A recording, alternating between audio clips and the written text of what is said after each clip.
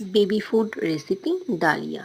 নিয়েছি মুগ ডাল, মসুর ডাল আর একটু পরিমাণে ডালিয়া। এবার এগুলো ভালো করে ধুয়ে নেব। ধুয়ে নিয়েছি, ধুয়ে আমি 10 মিনিট ভিজিয়ে রেখেছিলাম।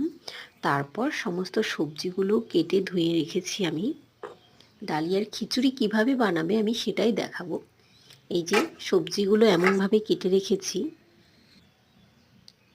চলো এবার দেখানো যাক।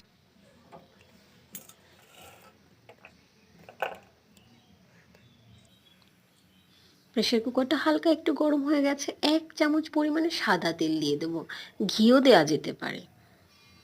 তারপরে এর মধ্যে একটু গন্ধ বা স্মেলের জন্য 5 ফোড়ন দিয়ে দেব। তারপর এর মধ্যে সবজিগুলো দেব, সবজিগুলো হালকা একটু ভেজে নেব।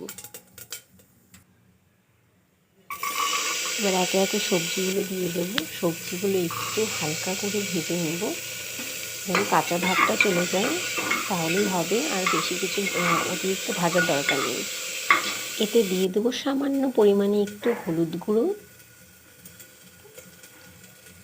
সামান্য পরিমাণে একটু লবণ।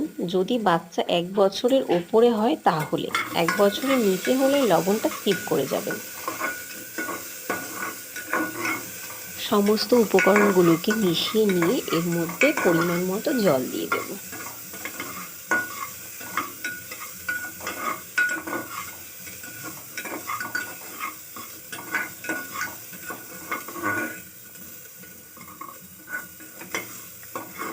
এরকম ভাজা হলেই হবে, এর থেকে অতিরিক্ত ভাজার প্রয়োজন নেই।